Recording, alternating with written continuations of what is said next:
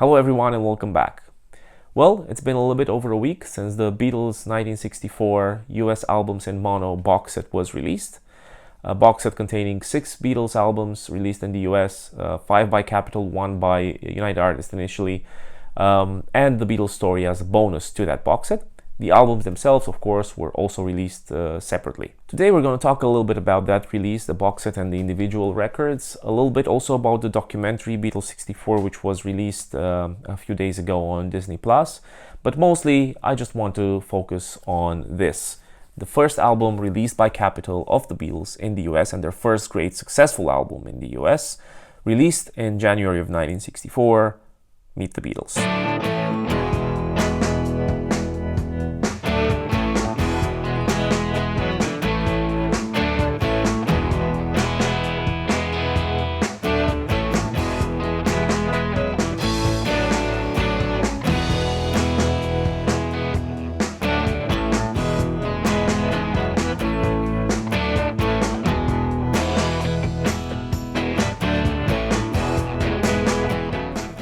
As I had already mentioned on the channel in my previous video, I didn't plan on buying the box set, at least not for now. I was not a big fan of the US albums. I understand their importance for the Beatles' history and for their impact in the US and maybe across the world, because some of the US albums were also reproduced in other countries.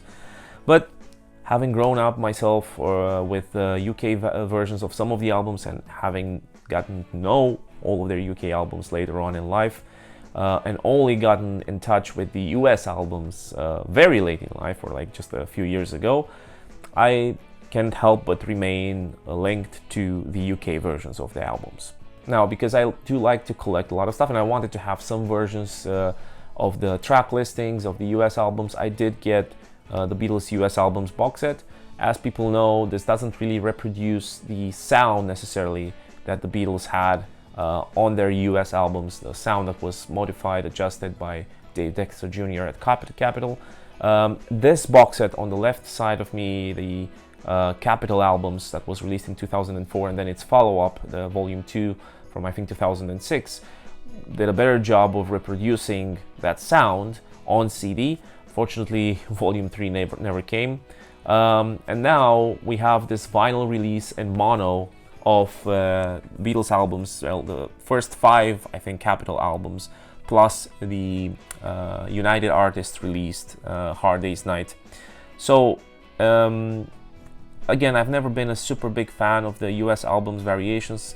The sound, as I understood from the beginning, and it came apparent when I listened to the CDs for the first time, and to this disc, actually, for that matter, that the sound is not quite the one on the original albums in the UK. I kind of prefer that. But I do fully understand that there are basically probably millions of fans out there, or people that have grown up or listened to the US albums and fell in love with them, or fell in love with the Beatles through the US albums. So then, there's no wrong way of looking at it. It's important that they like the Beatles, they like the songs, they enjoy the albums. Those albums are part of their life and their musical sort of heritage. So there's that. But for me, since I don't have that connection with the US albums, obviously, these function more as a novelty or like some pieces in my collection. As of now, I don't have a plan of filling in my collections with Beatles albums from the US with those versions. It will be too much probably. I don't know what will happen in the future, with collectors, and those of you that are collectors, small collectors or big collectors, you know very well that you should never say never, right? Because as a collector, you tend to evolve, and your tastes tend to evolve. But for me right now, this is not in the plan. What was in the plan for me, and I managed to actually mostly complete that, was to have a full collection of the Beatles albums, the original ones from the UK, and some of the compilations, the most important ones, the most essential ones, in a full analog version, and hopefully both stereo and mono. I managed to get the mono once, and that's a part that I will have a video for, because I managed to complete a custom mono collection of the UK albums, which I will be very happy to showcase.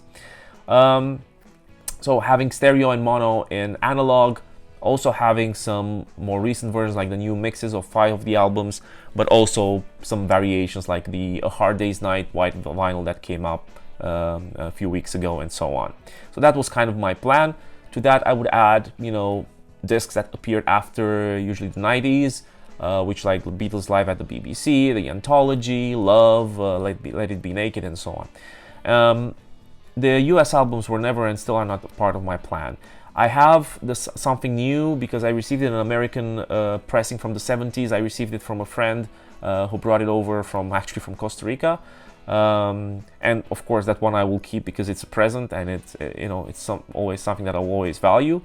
Aside from that, I did plan to get Hey Jude because it has the variations of the songs, and there is a version, an export version from the UK that sounds really good. So that one I will get.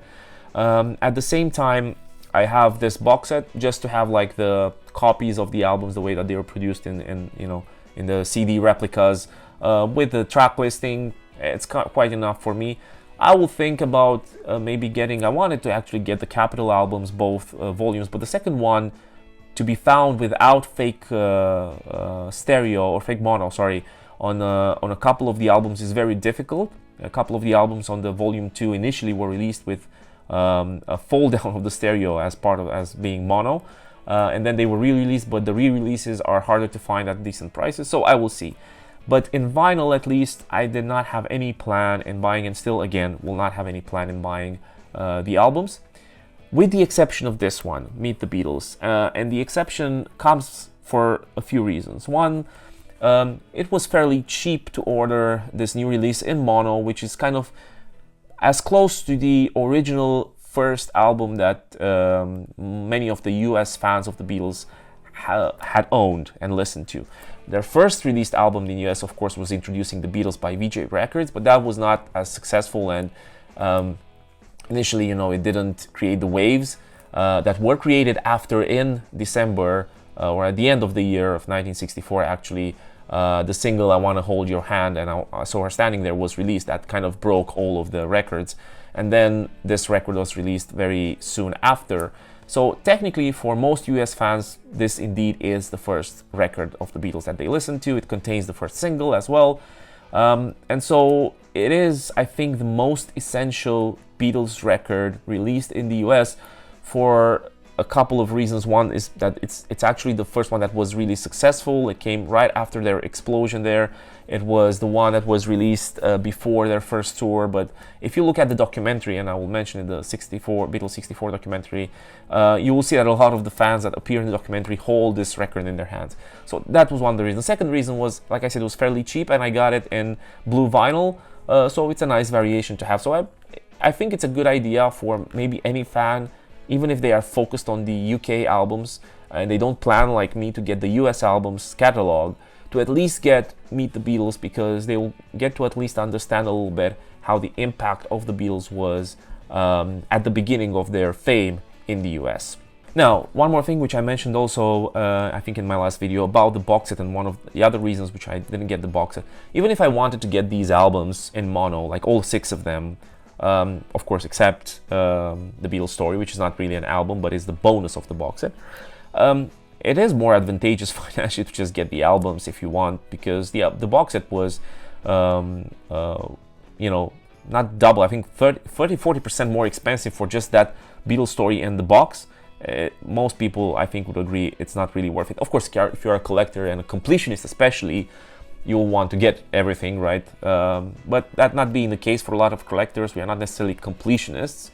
I don't think it really makes sense value-wise to get the box set at this moment. Maybe if it drops to like $200 in the near future, maybe it makes sense.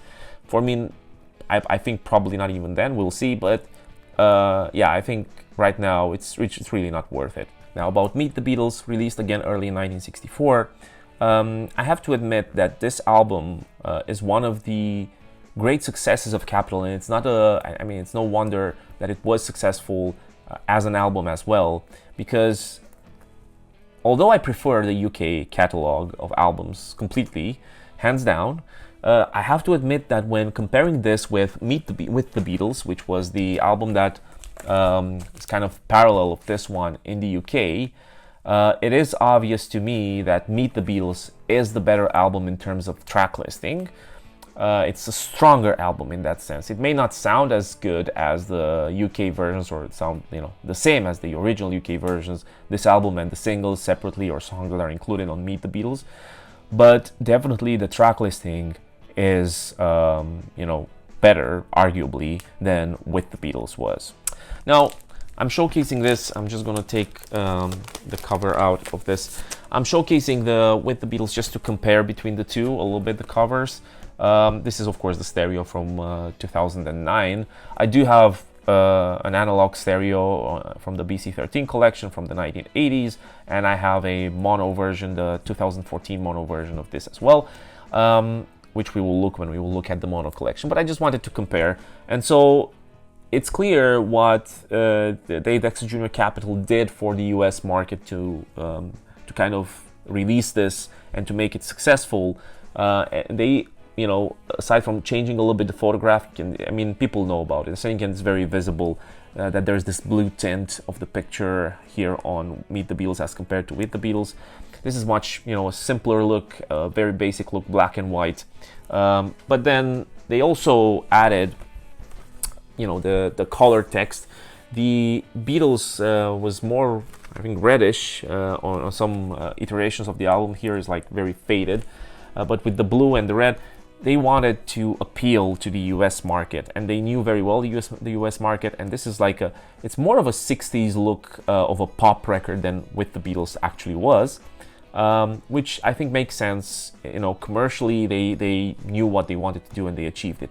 The second thing was the track listing, which again, to me, is superior to With the Beatles, but of course, they are not meant in the exact same way. With the Beatles was a follow-up album. At that time in the UK, the Beatles wanted to release singles separately from the album, not necessarily have the singles included on the album, although they did do that with Please Please Me, but they wanted for a while to keep them separate so that they give value to their fans. When they are buying something, they buy a single, they don't need to buy it again through an album.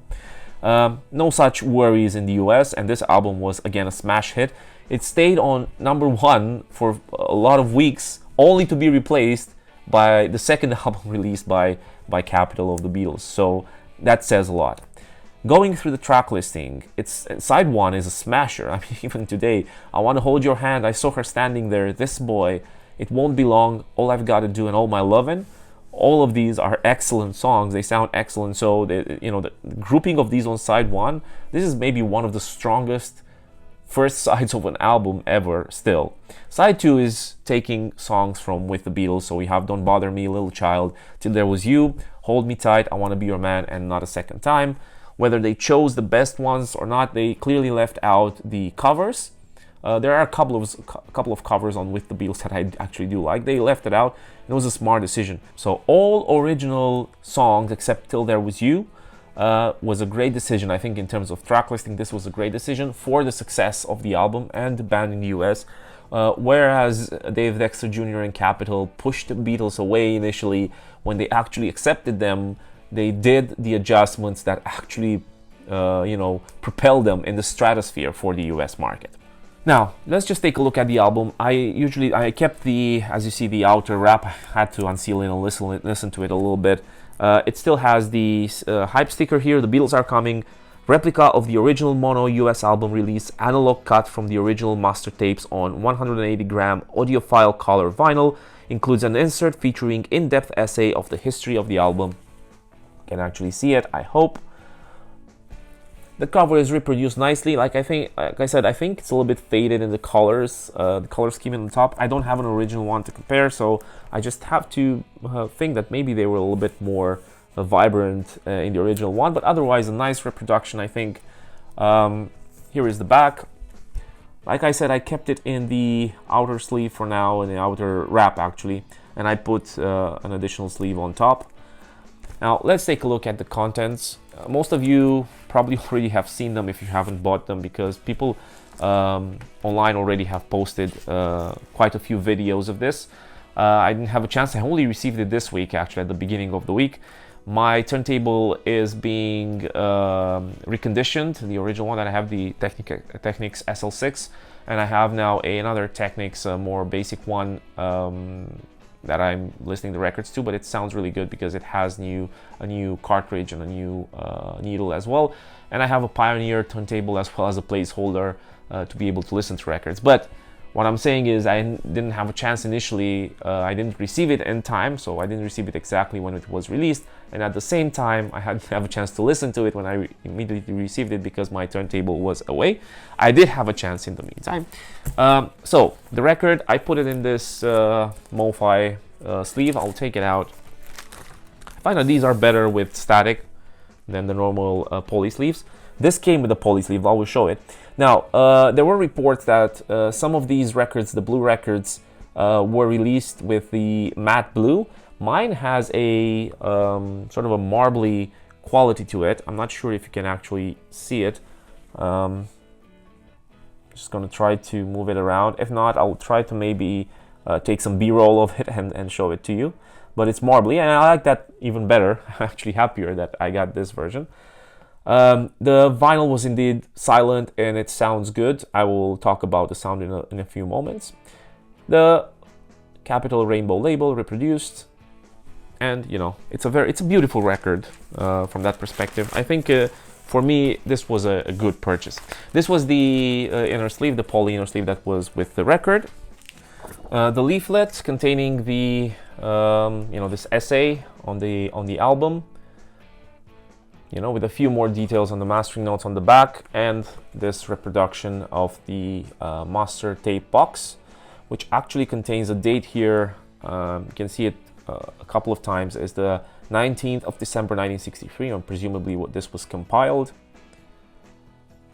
Okay, and the last part, which I do love, and this one is one thing that I miss, but it would have been nice to have on the UK albums, is the version of the inner sleeve. Of course, this is not poly lined, so it would scratch the record, it would produce scuffs. But in terms of how it was presented, I really like this capital version of presenting the inner sleeves at the time, and that they were reproduced now with all of these other records that they were releasing mentioned.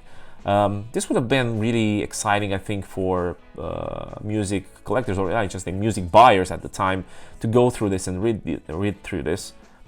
And I really do enjoy it. And you can actually see it also gives you a very good picture for every album of what were the other records released in that same period, what were the artists that were out there. You have like Sinatra here, you have Vic Damone, you have Hank Thompson, Wanda Johnson, Dave Gardner. So there's a lot of artists that you get to know through looking at this, I guess. And on the other side, it's even better. You have the Beach Boys, you have Jackie Gleason, you have Peggy Lee. So I think like this was a very nice way, a very smart way to commercialize your albums more, but also to give the buyers of the current album more reading material while they were listening to the album itself. So yeah. These are the contents of the Meet the Beatles re-release in mono. This one, also one thing to mention is that it's made in France. Now, another thing for the box set that I have to mention, there were a lot of reports of people who bought the box set and had the records in it skip a lot, and not only one record or like skipping once or twice, but actually throughout. So it's clear that there were some quality control issues with the records put in some of the boxes. I haven't seen yet reports of the individual records being bought, or at least this one, the blue one, being bought and having these issues. But again, see, that's for me another sign that I made the right decision in not buying the box set right away. Now, I've listened to the album a couple of times only, so I didn't have enough time to listen to it properly or compare these versions of the songs with the ones on the Meet the Beatles CD from the Capitol albums box set, or to compare them like with their UK counterparts to see kind of how they fare. I did notice a few things. Yes, they tried to reproduce the elements that Dave Dexter Jr. had brought to this Beatles, or to the Beatles albums in general, in 1964, which is the extra reverb. This album as well, I think people have mentioned, is cut quite loud, so I think it's one of the loudest, or the loudest, I think, Beatles albums, the album that I have. I don't know how the original one was cut. I know it was cut hot, but I don't know how it compares to this one. But this one is definitely louder. That's not a problem, of course. It just change the volume knob a little bit. But that's the first thing that I noticed. And then, for the songs, I will try to make a comparison to see how these compare to the CD in one of the next following weeks, to try to compare them a little bit to their UK counterparts to see if I can notice the changes. But otherwise, some of them at certain points in the songs did sound a little bit shrill. The quality of the record is good. The quality of the mastering is good. It's just that possibly because of the volume or the small changes in the EQ, certain sounds tend to pop up more than they probably should. But otherwise, the record sounds good enough. I think, if I were a US fan listening to this today with today's equipment and not having it compared with UK, very nice UK mono pressing, I think I would be pretty happy listening to this because it sounds okay. And again, going through the first side with "I Wanna Hold Your Hand," I saw her standing there, and this boy, it's such a thrill. It's such a trip. I can imagine how exciting and how let's say satisfying this was for the US fans at the time. I can really imagine that.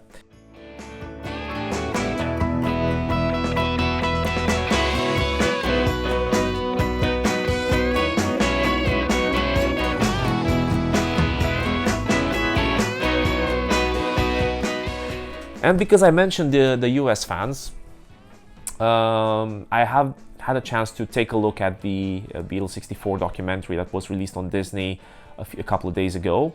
And it's a nice documentary. It's just adding to the story that we've already seen in so many documentaries and reports, on TV and on the screen and on DVDs and Blu-rays.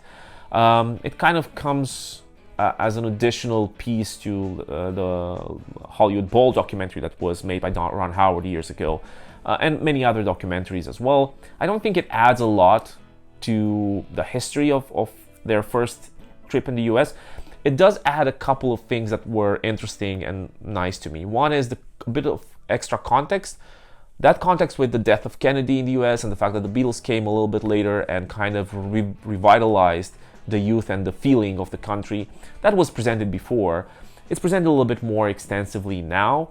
But the things that, and the way that documentary is, by the way, is some scenes from that trip in the US with some interviews that or snippets of interviews that or some scenes that were filmed in like the hotel room where they were sitting or they were living or in other places.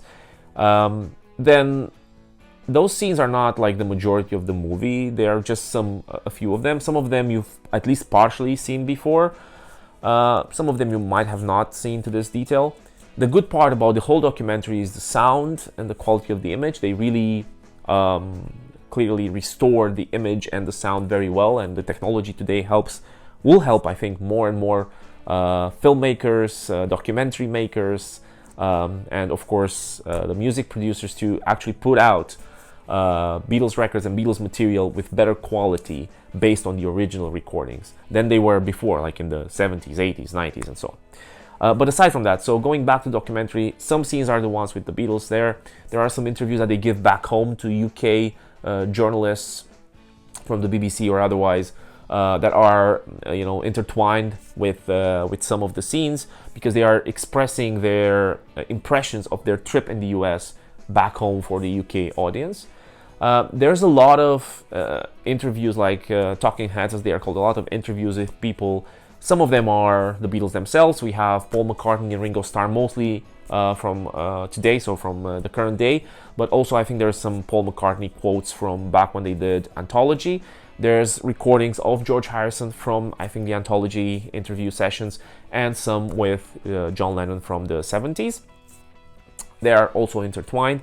You have some interviews with people that were around the Beatles, some of them musicians. Those are maybe the most interesting ones to see it. There's one of the Ronettes giving an interview on how they interacted with the Beatles, how they took them to the Bronx and when they met in the US and so on. So it's quite interesting. And there are a few other musicians, some of them which influenced the Beatles, or some of them which were influenced by the Beatles, or at least were contemporaries. And those are interesting interviews because you get to see those points of view of people in the industry that were around this phenomenon and how they interpreted the Beatles themselves as people and as musicians. And then beyond that, there are interviews with fans.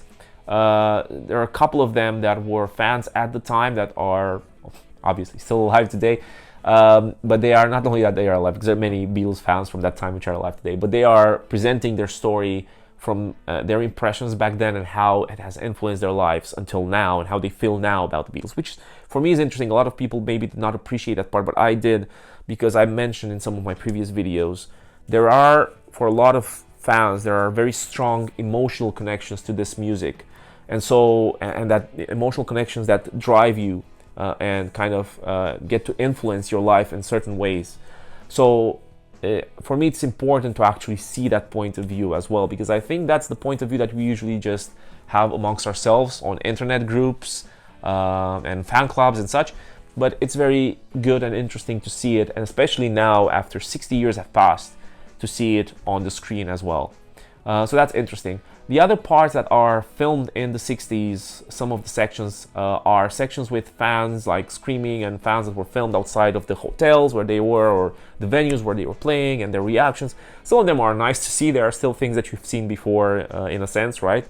Some of them, I think they are dragging a little bit too long and are not that interesting. You have like fans going on the hotel corridors and running in the streets because they heard that the Beatles are somewhere around the corner, and they're spending like minutes with some of these scenes, and I don't think they bring anything to the movie, to be honest. I think it talks to the atmosphere, but I think we were already aware of that, and seeing all of the screaming fans and all of those scenes over and over again, I think people are pretty aware. That's the only part of the documentary that for me did not seem that interesting. Sometimes it made me just look away from the screen because I was kind of getting distracted or slightly bored, but only in some elements, in some of those scenes. And the other piece of the documentary that is, I think, important are the musical scenes, the musical reproductions of, or the video reproductions of some of the musical pieces that they had in various concerts. And those are done and restored very well. And I think that's what I was saying as well. We're going to see probably more of that in the next years as the technology develops further, and is already quite developed and allows for this kind of quality. Since Get Back, right, since 2022 with Get Back, the Revolver, we'll be getting more of this, and that is excellent news. And these songs, the way that they are presented, most of them, they sound very well, and some of them are really surprising. There are probably recordings or performances that you were not fully aware of, or were not able to experience them fully before, and to see how engaging they were in concert when actually you can actually hear them. And I think from these performances you will be able to tell that. Okay, so that's about it with the documentary. I'll probably watch it again in the next few weeks. It's not something that I feel like I need to watch again, but I'll probably do it just to see if I've missed something, or maybe, other worthy opinions will pop up in my head. I do recommend to watch the documentary, but if you don't have Disney Plus, you can wait. It will not be anything groundbreaking. It's not like Get Back. It's not something that you must see that will change your view completely or add a lot to your view of the Beatles and the music and the trip in the US. If you're a US fan, probably you're more curious because you want to reconnect with that state of mind that people were in back then. But otherwise, I don't think it's something that is worth subscribing to Disney Plus for at the time. You can wait. It'll probably come to other streaming services at a certain point, or will be maybe shown on TV, or who knows, on a physical media. It's not, sort of a must-see experience by any means, but it's an interesting, a good enough documentary, I think. For the album, like I said, I will listen to it again in the next few weeks, probably compare it to the CD, maybe compare the tracks with the UK counterparts and see how they fare. And we'll see if, I'll be able to make a video about it sometime in the future. Otherwise, I do feel like this is a good purchase. Again, the quality of the vinyl is good, the songs sound nice enough, the color I like very much, and I think it's good for me. And this is one thing again that I would recommend to Beatles fans that don't have the US albums. At least this one is worth getting. Maybe there are a couple of ones that are worth getting, like for me, Yesterday and Today is an interesting album, not only a good compilation, but the whole story about the Butcher cover and such. Hey Jude is one album that I want to have. But otherwise, I don't have a wish to own on vinyl a lot of the US albums. But this one, I think, is essential because of the history behind it and the nice track listing as well.